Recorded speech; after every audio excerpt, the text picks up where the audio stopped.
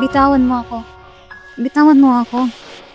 Huwag kang gumalaw, humiga ka at magpahinga na mabuti. Pangalawa, wala na muling lilitaw kahit anong oras dito. Oh, Bisheng, anong ginagawa mo?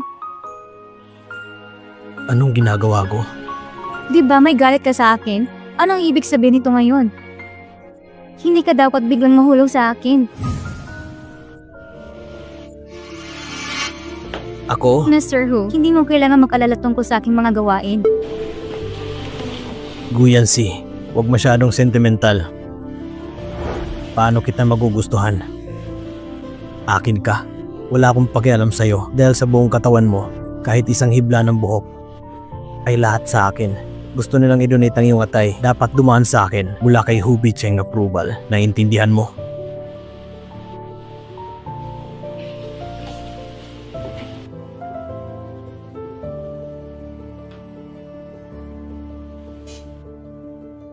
Shazia, hindi ka maaaring maging makasarili.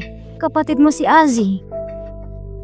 Ang atay ay nagbabagong muli. Hindi naman parang wala ka kung ibibigay mo. Puputulin lang ang isang maliit na piraso sa kapatid mo. Itong organ transplant agreement, pirmahan mo na lang. Maghihintay pa rin ng tulong ang iyong kapatid.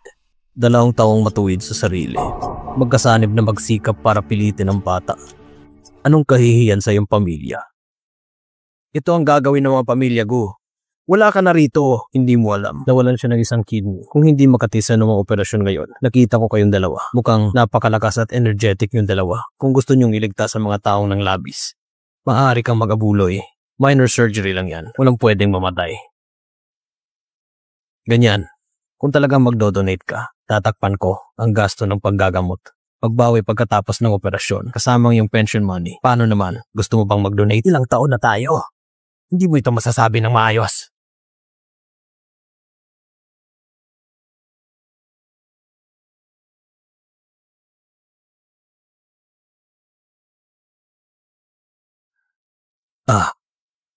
Okay ka lang? Hindi. Mr. Hu, salamat. Sa totoo lang, ayaw din kitang tulungan. Ayaw ko lang ang mga ipokrito nilang muka. Tingnan mo, bakit mo ginagawa ito sa akin? Guyansi. Medyo naaawa ako sa'yo. Anong gagawin? Ito ay nagpapaalala sa akin ng iyong nakaraang ginawa. Mas lalong nakonsensya ako. Sabi ko sa'yo noon, nabibigyan kita ng pabor. Nagbibilang pa, halimbawa, tulungan kang linisin ang pamilya ko o tulungan kang makatakas mula sa aking kuya. Basta sabihin mo lang, matutulungan kita. Hindi na kailangan. Gusto mo ba talagang gawin ito? Mabuhay habang buhay, walang kalayaan, walang kinabukasan. Alam mo, nasa ng kapatid ko. Si Lin Yuro lang ang gusto niya. Sa iyo, gusto lang niyang pahirapan ka at paghihiganti. Naantala ka sa napakaraming taon ng kabataan. Gusto mo talagang manatiling ganito magpakailanman? Tumigil ka sa pagsasalita. Isang tabi mo ng alitan namin ng kapatid ko. Wala kaming sama ng loob. Tama. Kaya gusto talaga kitang tulungan. Talaga? Hindi ko pa alam kailan pa ang magaling kong kapatid naging ganito at magaling magsalita. Nagsasabi lang ako ng totoo, kuya. Habang wala ako, yung babaeng tumalon sa akin. Sa tingin mo patay na ako. Kuya, parang hindi mo ako masyadong tinanggap. Mananatili pa rin yung sinabi ko kanina.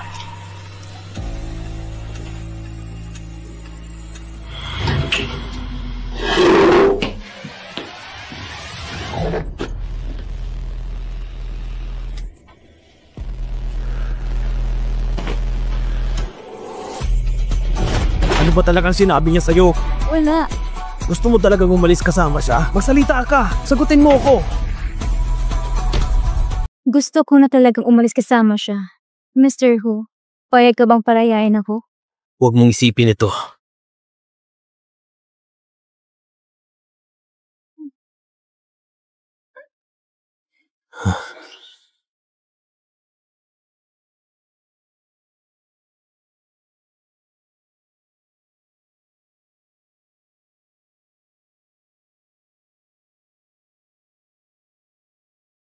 Binigyan kita ng sapat na paggalang kamakailan.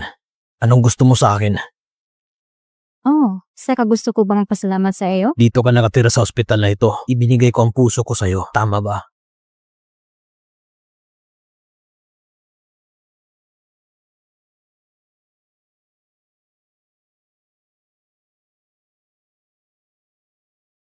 Dahil ako'y nasa puso mo, palaging kontrabida. Kung ganoon, ay baka mas maging masama pa ako. Mula ngayon, ayaw sa clown aktibidad dito lang sa kwarto. Tignan ko kung kaya mo. Suot mo yung pakpak at lumipad palabas.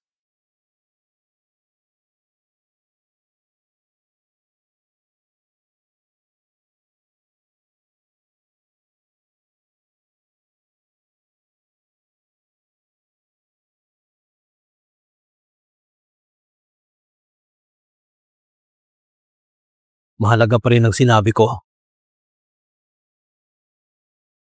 Ayaw talaga kung tulungan ni Hosizu. Gusto lang niyang magalit ang kapatid niya. Tinuro niya akong kasangkapan. Kung gayon, bakit hindi ko magawang kabaliktaran? Abes meron siyang tama. Hindi ako mabubuhay ng ganito habang buhay. Si Hobishing lang ang mood na demonyo. Gusto kong layuan siya. Para kay Bauer, hindi rin ako pwedeng sumuko. Kumain ka na, Miss Go.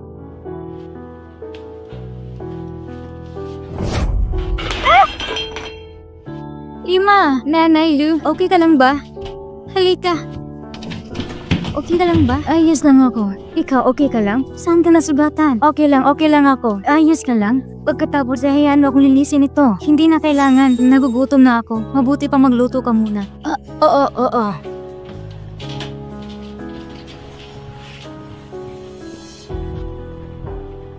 Hello? Ako si Guyenzi. Tinutupad mo pa ba ang pinapangako mo sa akin? Gusto kong hilingin sa iyo na gumawa ng isang pabor. Gusto kong makarating ka doon mula kay Hubishing. Gusto kong lumabas.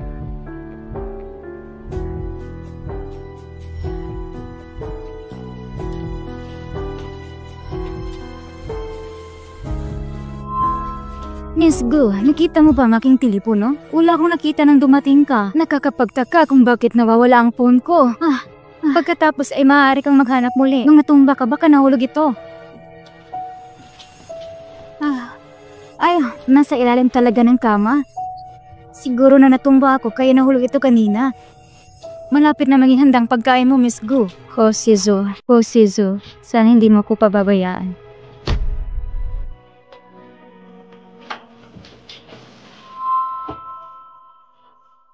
Hindi mo ba ako gusto makita?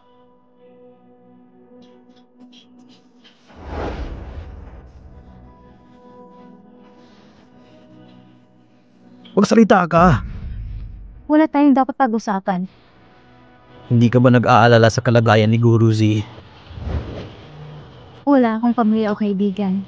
Nakahanap na ako ng pinagmumulan ng atay para sa kanya. Naaayos ng operasyon. Hindi ka na naguguluhin. Ito sa pagitan mo at ng pamilya ko. Walang kinalaman sa akin. Guyansi, kasal na tayo. Anong gusto mo? Huwag magatubilin banggitin ito sa akin. Basta wag lang sobra-sobra. Masisiyan ako sa'yo. Tapos, gusto kong ibalik yung black bag. Imposible. Huwag kang magsalita ng kahit ano.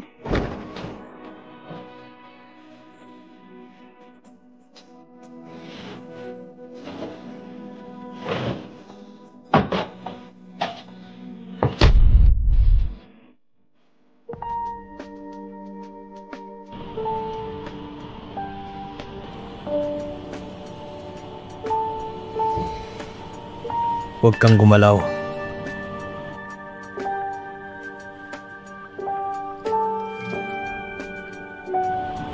Kailangan kong pumunta sa ibang bansa para gumawa ng trabaho. Sa mga araw na ito, mangyaring manatili ka sa iyong silid. Hindi ako makalabas sa kwartong ito. Anong kapalaran?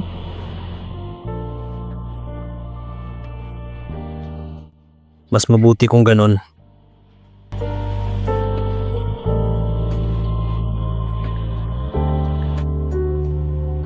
Hobishing, ang pagmamahal ko sa iyo ay sobra. Galit ako sa iyo para sa pagiging walang konsiderasyon. Sana lang magkahiwalay tayong dalawa. Hindi na tayo magkikita sa buhay kamatayan. Mr. Hu, nakabook na ang mga flight ticket. Sa mga susunod na araw, kailangan kong pumunta sa ibang bansa para pumirma ng kontrata. Tulungan mo kong bantayan si Miss Gu. Yes, sir. Lumapag ng eroplano ni Hubie Cheng? Tama ba? Oo. Sige, gawin natin pagkatapos. Mister! Anong ginagawa mo? Mister! Guyansi! Mister! Tinupad ko ang aking mga silita. Ako mismo ang dumating para sunduin ka. Tara na. Bakit ka nandito? Saan ka galing? Pumunta ka sa kotse. Tara na. Oo.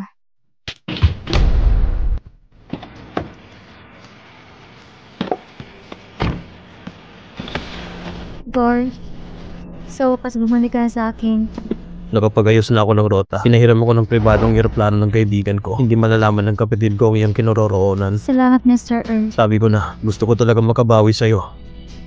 Sa bagay, salamat pa rin. Tapos, galit ka pa sa akin? Ano? Kung hindi ka galit sa akin, huwag mo na akong tawaging Earthshaw. Tawagin mo ang pangalan ko na parang kaibigan.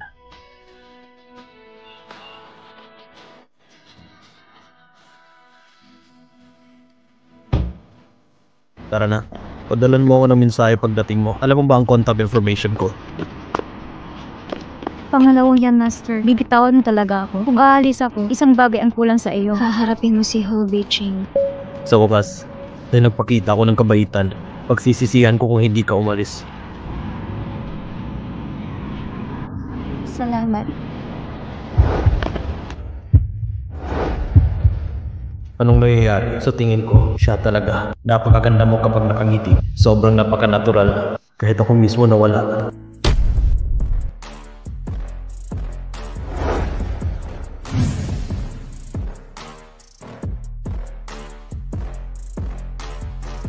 Hubie Cheng. Gaya ng inaasahan ko. Sinadya kong nagpakita ng ilang kapintasan. Hindi ka makapaghintay. Sa tingin mo ba wala ka talagang kinalaman sa akin? Tama yan, Hubie Cheng. Manatili sa'yo na isa pang segundo. Sinasabi ko sa'yo. Basta may pagkakataon, gusto kong tumakbo. Okay.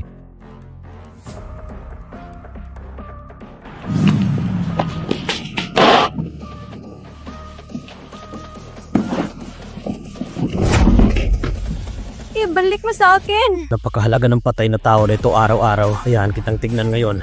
Nakakareta talaga ang kapalaran ko. Wag! Ibalik mo! Wag!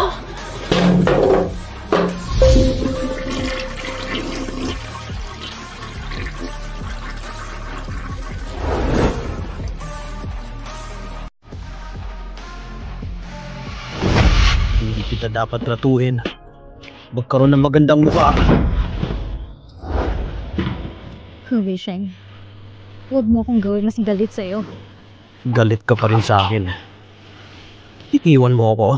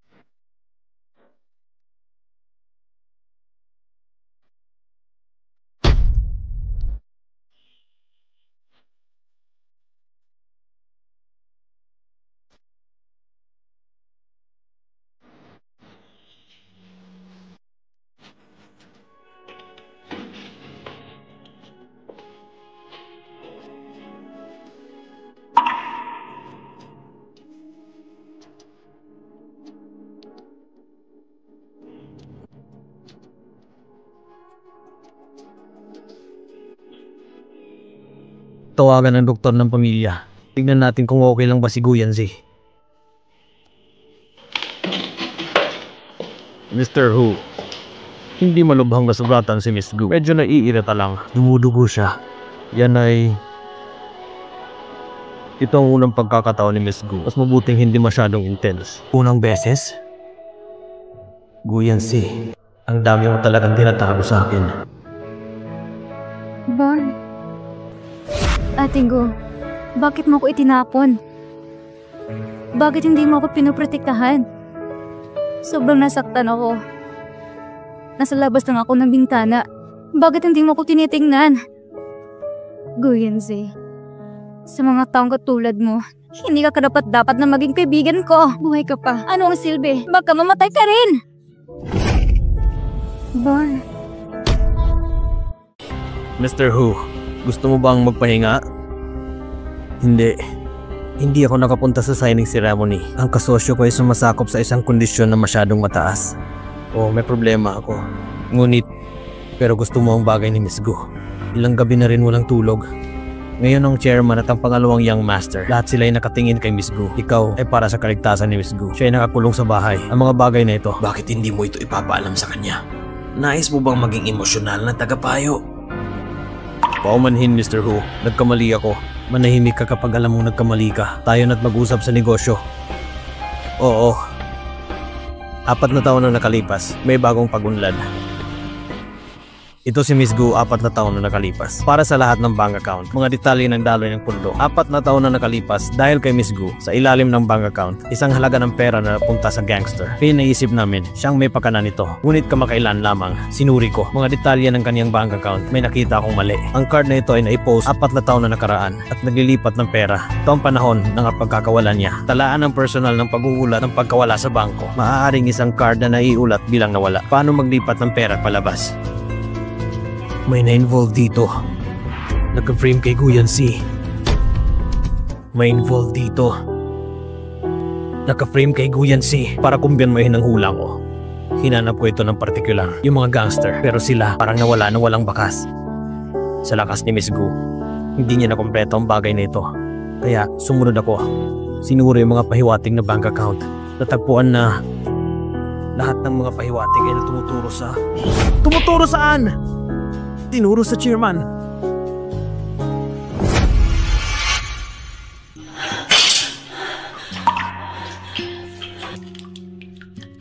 Lahat ng pahiwatig nakaturo sa chairman. Sabi ko nga, si Miss Gu noon ay sinet up.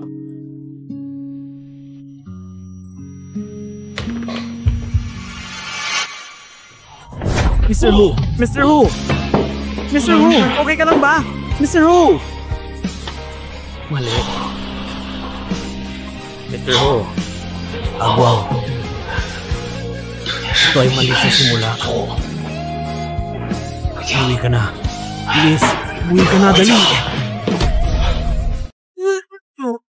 Mr. Ho, anong nangyayari sa'yo? Ang puso ko. Sumakit bigla. May naramdaman ko eh. Iwan mo ako. Dadaling kita kagad sa ospital. Agwang. Umuwi ka na. Gusto ko makita si Guyanzi sa lalong madaling panahon. Bilis.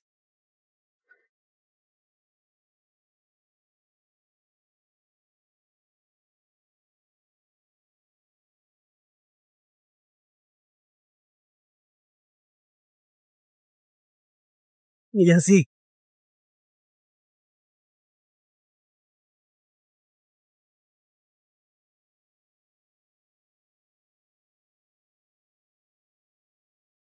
Guyanzi, kumising ka, dali. Guyanzi, anong ginagawa mo? Guyanzi.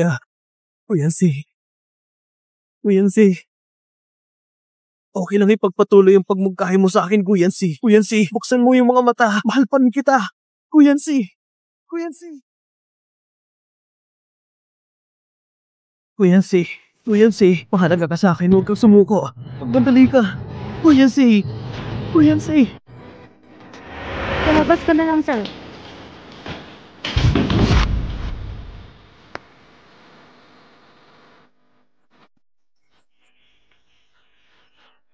Gumising! Anong ginagawa mo sa kanya? Kasalanan mo lahat kung bakit siya nagkaganito. Hindi pa tayo magkaayos. Akala mo hindi ko alam ang iniisip mo. Ginagamit mo siya. Ngunit hindi mo siya inisip. Sa tingin mo ba gusto ko ito?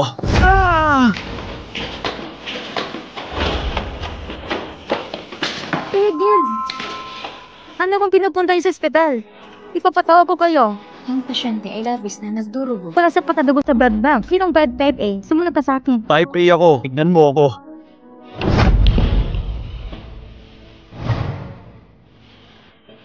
Ayos lang. Magpapahinga lang ako. Okay. Gaano karaming dugo ang nakuha mo? Hindi ako naniniwala sa sarili ko. Hindi ko akalain na kaya kong maging napaka-selfish na tao. Para sa isang babae. Sana naubos ko ang sarili kong dugo. Siguro, nakakaawa talaga siya. Baka ako, pag tumawa ako, medyo maganda.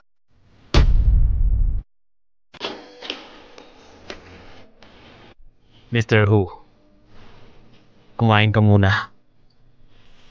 Wala akong ganang kumain. Agwang, sabihin mo, galit pa talaga siya sa akin.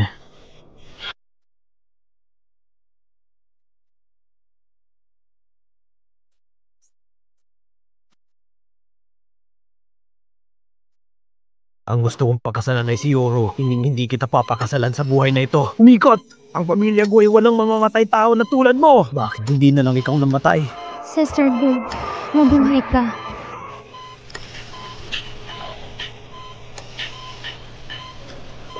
Kuya Z, gumising ka. Pakiusap. Gumising ka. Sana gumising ka na. Basta magising ka, ipapangako ko sa'yo ang kahit ano. Pangako ko sa'yo, papalayain na kita. Kuya Z, gising ka na. Sa wakas, gising ka na. Huwag kang gumalaw. Hanapan kita ng doktor. Totoo ba? Ano? Basta pagising ko, ikaw, papalayain mo ako? Totoo ba?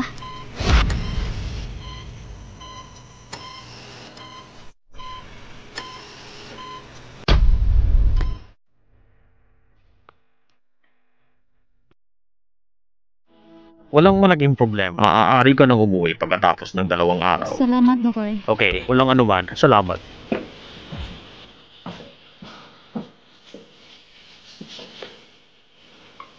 Maghintay na sa makalabas ako sa ospital. Punta tayo sa Civil Affairs Bureau. Kumpituin ang mga pamamaraan ng diborsyo. Okay. Saan ka pupunta? Ihahatid na kita doon. Hindi na. Mula ngayon, wala nang relasyon. Lahat ng nakaraan ay napapawi. Sana Mr. Who, ang sinasabi mo ay totoo. Huwag kang kukuha ng kahit ano. Nagbigay na ako kay Yuma. Ang handa para sa'yo. Hindi na kailangan. Hindi yon para sa akin. Guyansi. Sobra ba ang galit mo sa akin? Nagagalit talaga ako sa'yo noon.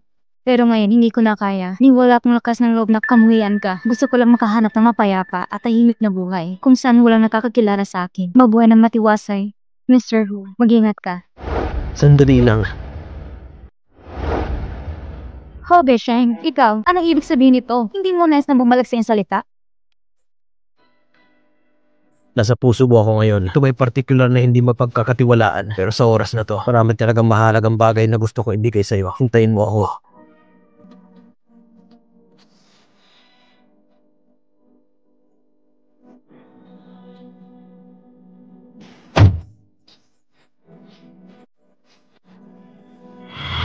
So, Alam kong mahalaga ito sa'yo. Para hindi ka magnakaw. Nagbakasyon ako ng maaga. Ang ninakaw ni Husizu noon ng araw na yon ay peke. Peke rin yung nilaglag ko sa CR. Kahit na gusto ko itong basagin, natatakot akong magalit ka. Kuyanzi. Ngayon, kasama mo ng iyong mga paboritong tao. Iiwan mo na ako.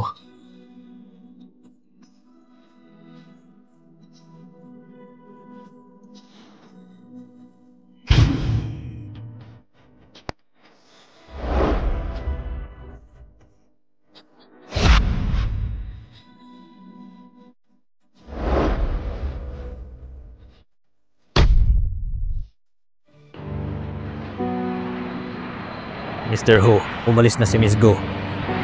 Huwag mo na Pumunta sa Manor. Ang ilang mga lumang utang ay dapat bayaran.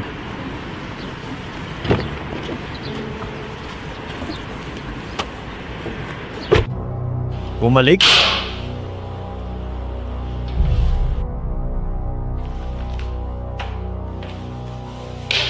Paliwanag mo sa akin. Napakabilis kong nalaman.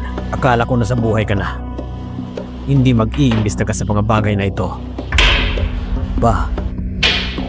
Bakit? Hindi ko naiintindihan. Ano ang mga benepisyo sa iyo kung nagawa mo ito? Bakit?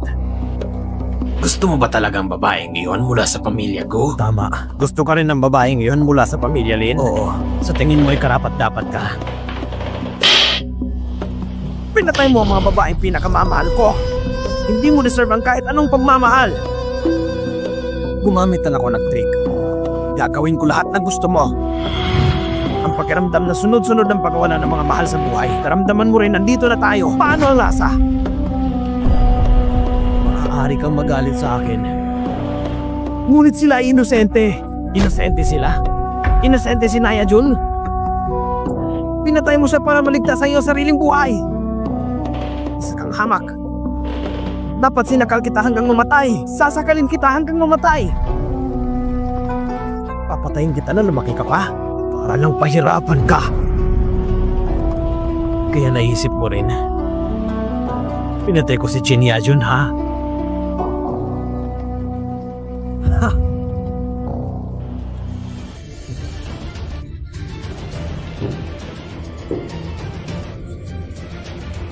Ito talagang paraan ng langit at reinkarnasyon. Napakagandang reinkarnasyon.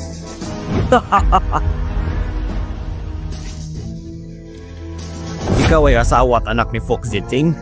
Nakasuot ng napakatingkad. Mas maitim ang puso kaysa sa kanya. Nahulog sa ating mga kamay. Ikaw ay nasa problema. Anong kalokohan ang pinagsasabi mo sa nanay mo, Fox Ziting? Malicious development.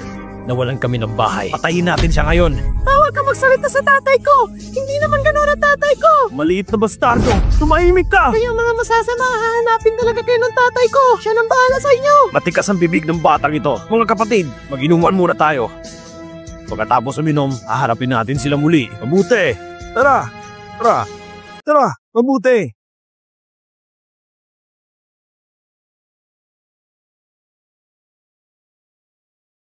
May maliit na bayan. Magmadali at samantalan pagkakatao ito. Bilisan mo tumakas. Bilis! Paano ikaw? Ako? Nasugatan ng binti ko. Hindi ako makatakas. Tumakas ka na dali.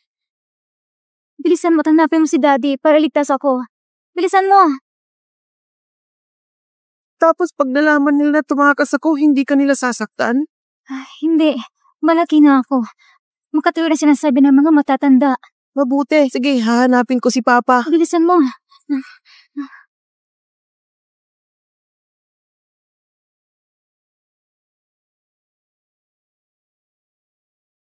Paong babae! Abang hindi ko pinapansin, pinapatakas mo talaga ang bata.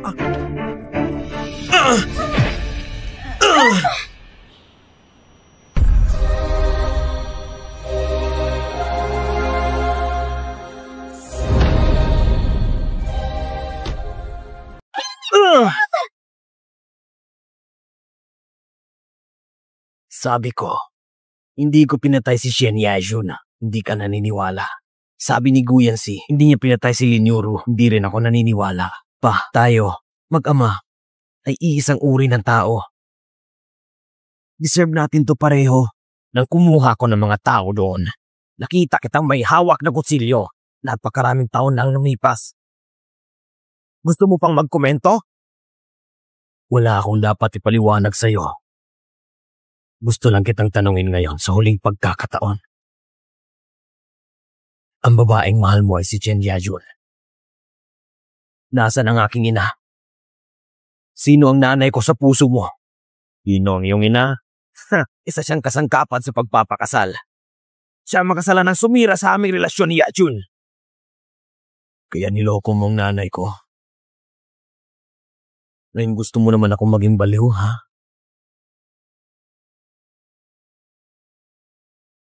Naiintindihan ko. Naiintindihan ko lahat. Wala akong kinalaman sa'yo. Yan lang ang sasabihin ko. Narinig mo ba lahat? Mr. Fox Ziting, pinaghihinalaan kang lumahok sa mga pangunahing kaso sa 4 na taon ang nakaraan. Mangyaring sundan kami ngayon. Tumawag ka talaga ng pulis. Gusto mo bang makulong ang iyong ama? Ipadala sa kulungan? Baliw ka ba? Baliw ako. Matagal na akong baliw. Ngayon mo lang nalaman? Ikaw ay isang balakid. Ikaw ay isang balakid. Mga bahagi ng Who, hindi kita bibigyan kahit isang sentimo. Wala akong pakialam. Mga labis na salita. Maaari mong ipaliwanag ito sa hukuman. Paalam.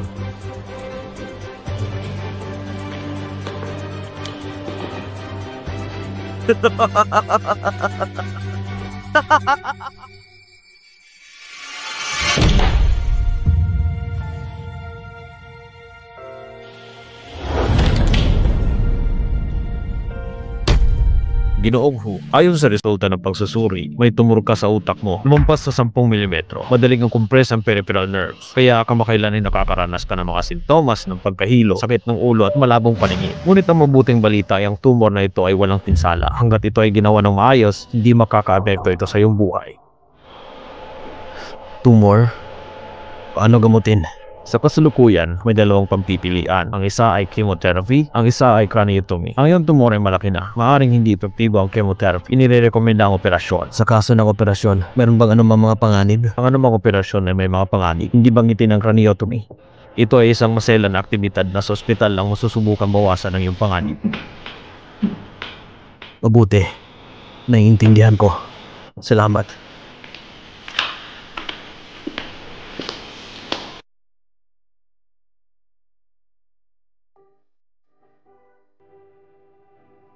Kamakailan lang, si Wu Xinteng, chairman ng Wu Group, sa hinala ng 4 na krimen na taon ng nakakalipas. Siyang malaking kaso, si Feng Shengting, at pinaghihinala ng kidnapping, panggahasa, pagpatay ng tao, maraming singil. Kung totoo ang mga singil, haharapin ang hindi bababa 10 taong pagkakakulong. Ang huling ulat, si Go Yanzi, ang panganay na anak na babae ng pamilya Gu, pinilit na magdusa ng 4 na taon sa bilangguan. Kung magsampa ng kasang pamilyang Gu, haharap din si Feng Shengting, malaking kabayaran si Bill. Ang orihinal na dahilan ng latang ito ay siya. Pero bakit?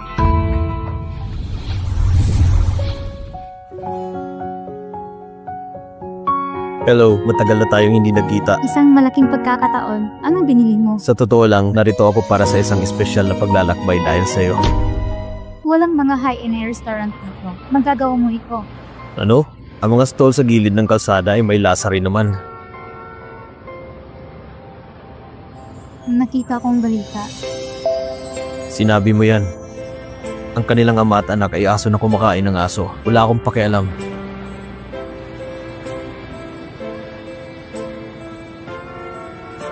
Hindi ka naman curious. Tungkol sa iyong pamilya ho, wala rin akong pakialam. Okay, kumain ka pa. Medyo masarap ang restaurant na ito. Noong ako ay may malubang karamdaman, nag-donate ka ng maraming dugo sa akin. Hindi ako makainom. Hayaan mo lang ako i-toast ka ng inumin sa halip na alak. Salamat. Hindi ka ba natatakot na baka ako'y naglalaro lang? Hindi na mahalaga yon. Hindi ko nakasama ngayon si Hobeshin. Ang tulay ay humahantong pabalik sa tulay at ang kalsada ay bumalik. Wala kang maiguguhit. Hindi naman ganun ang kaso. Huh?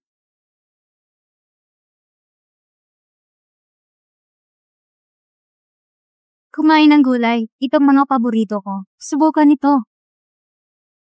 Mr. Who, sinabi na doktor na hindi ka maaaring manatili sa labas ng mahabang panahon. Bumalik na tayo. Hindi na kailangan. Gusto kong tingnan mabuti pagkatapos mo akong iiwan. Kung gaano ka kasaya. Gaano ka kasaya. Naiintindihan ko na. Gaano ako magsisisi.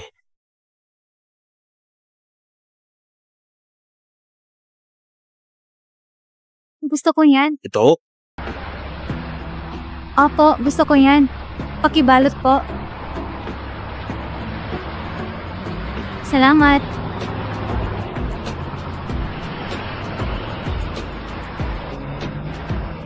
Sister Zhang, hindi na kailangan inihaw na sausage. Punta ka sa bahay ko para kumain bukas. Okay, bye. Gopong lalaki, gusto mo bang kumain ng inihaw? Zhang, hindi na sana kita aabalahin pa. Padalan mo siya ng bulaklak araw-araw. Ha?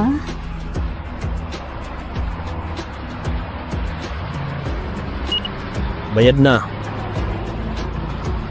Paalam, Chelsea. Paalam.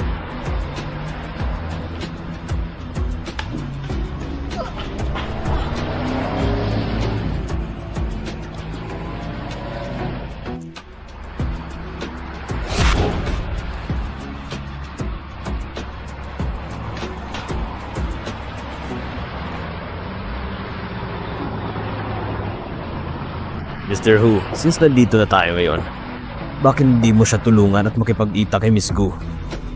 Hindi na kailangan. Tingin ko sobrang saya niya ngayon. Kung magpapakita ako, gusto niyang tumakbo ulit. Pero siya kasalukuyang naninirahan dito sa kapaligiran. Masyadong masama. Agwang, tulungan ako mag-isip humanap ng paraan. Palitan siya ng mas magandang tirahan. Okay, walang problema.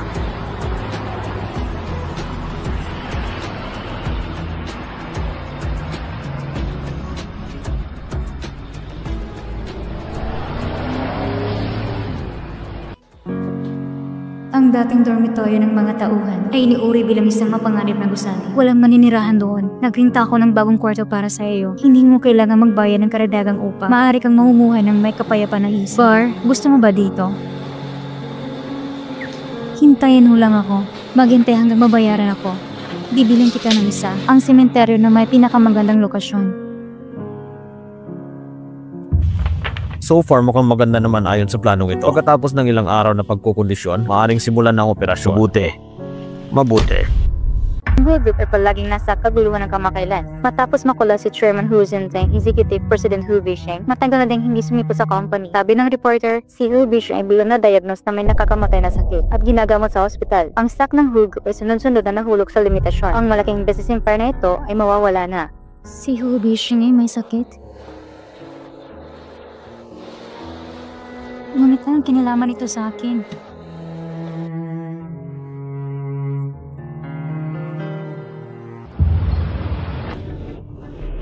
Maligayang pagdating. Tingnan mo ngayon ang panganay na anak na babae ng pamilya mo. Anong ginagawa mo? Nagtatrabaho ka sa isang convenience store? Isa ka rin pampamilyang babae kung tutuusin. Hindi mo man naisip na nakakahiya. Miss Gu family, wala na ako doon. Personal mo ako pinaalis noon. Nakalimutan mo? Mayroon akong ilang mga salita para sa iyo. Paano mo ko masasagot ng ganyan? Ano bang problema mo, Mr. Gu? Kung wala, padaanin mo ko, huwag makaka-apekto sa negosyo ng tindahan. Ako, nandito ako para ihatid ka pa uwi. Sa bahay? Saan? Ako may bahay? Wala na akong matitirahan pa. Dahil hindi ka nagkamali noon, sumunod ka na lang sa akin pa uwi ng masunurin. Bago mo ako sinuway sa pagtanggi na iligtas ang iyong kapatid, papapatawa din kita. Tapos ako naman, salamat sa iyong kabutilang loob. Papayag rin ako! Kinikilala ko itong anak na babae, hindi kita kailangan sa ngalan ng isang individual. Maaari kang pumunta sa pamilya ko upang humingi ng kabayaran. Kaya itong pinunta mo para makita ako, ang tunay na layunin. Ikaw ay tanga! Nagkamali ka ni Fox Zhenting. Nakulong sa napakaraming taon. Dapat kami nabayaran. Ayaw ko masyado pa uwi na lang si Hu. Bayaran mo ako para sa kanilang pabrika ng kimikal. Marunong ka talagang pumili. Ang planta ng chemical, isa sa pinakakumikitang mga proyekto ng pamilya mo. Tapos ano? Nagkamali siya sa'yo? Nakasama mo siya ng napakatagal na walang kabuluhan. Hindi ba dapat bibigyan mo ko ng kabayaran? Anak ka ng pamilya ko. Umalis ka. Anong sinasabi mo? Ako ay yung biyolohikal na ama at papalisin mo lang ako? Wala ko isang ama na tulad mo! Umalis ka na dito! Putang babae ka. Hindi ka mapagkakatiwala ang anak. Napaka-reasonable mo.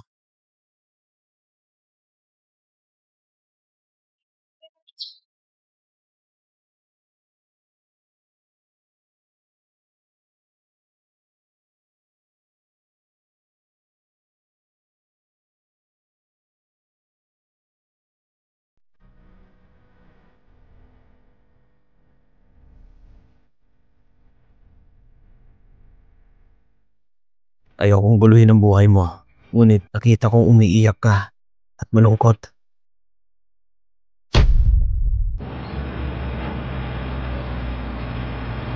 Okay ka lang ba? Hins lahat, Mr. ang lugar na ito. Masaya ba ako o hindi? Hindi mo alam.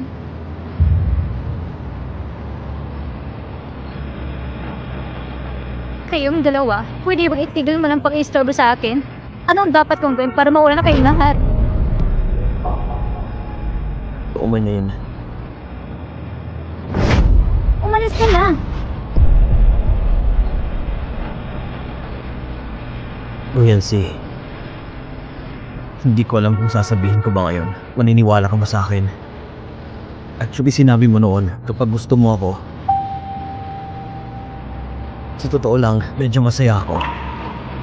Pero hindi ko alam kung bakit natatakot ka sa akin. Natatakot ako na makita mo ito. Ang silbi ng pagsasabi nito ngayon, matagal na akong tumigil sa pagmamahal mo. Alam kong wala ito saysay. Ngunit, natatakot ako kung wala akong sasabihin sa iyo ngayon. Pero huli na.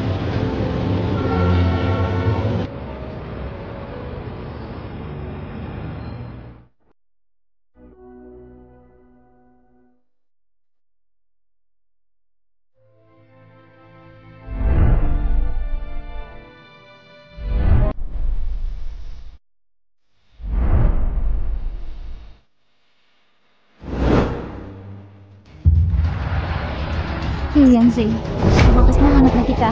Ang lahat na hindi dahil sa'yo. Nabang karo sa pamilya. Pumunta ka sa impyerno!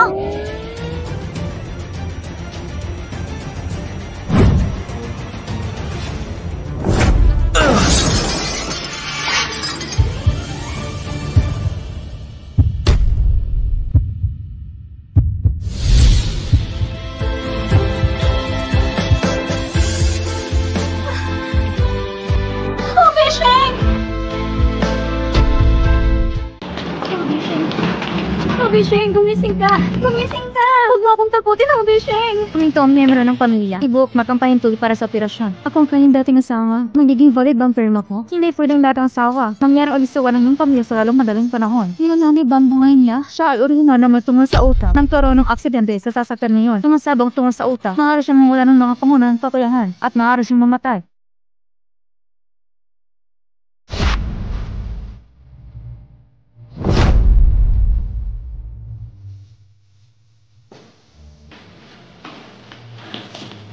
Sa wakas nandito ka na. Nakita at pumima sa akin. Sino ang nangangakong pipirma para sa kanya? Buhay ng taong nakataya. Hindi na yung oras para magbiro ka. Ikaw ba ang birhen? Sinasaktan ka niya at gusto mo pa siyang iligtas? Buhay para sa isang buhay. Ginawa niyo ito para sa akin. Urshel, ang tangid na napaglanan na ikaw. Pwede ba? Hindi pwede. Sana mamatay na siya. Kailangan ng demonyo para iligtas siya. Naiintindihan ko. Mag-isip na ako ng ibang paraan. Huwag mo siyang iligtas. Hindi ba galit ka sa kanya? Galit ako sa kanya. Pero tao pa rin siya. Ang tao na kagawa ng masama ay dapat parusahan. Ngunit kung siya yung gumagawa ng mabuti, dapat din makakuha ng kaukulang mga gantimpala. Kung ako yung tipo ng tao na puro sama ng loob, ang taong walang utang na loob, dahil sa ginagawa niya sa akin noon, tumayo ako dito para kausapin ka. Kao. Anong sama ng loob yung dalawa? Hindi kita pipilitin na pumirma kung ayaw mong pumirma. Dahil alam ko kung anong pakinalaw ng kinidnap ng moralidad. Pero hindi mo ako mapipigilan. Alam ko may iba pang paraan.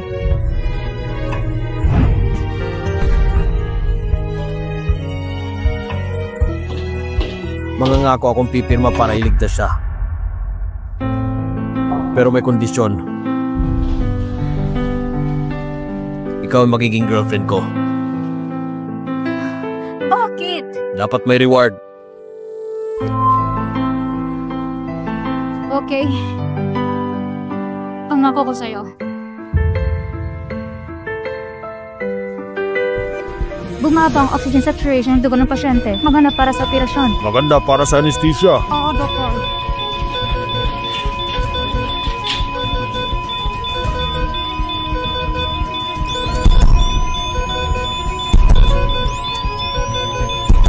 Mabilis na huminto sa pagdurugo.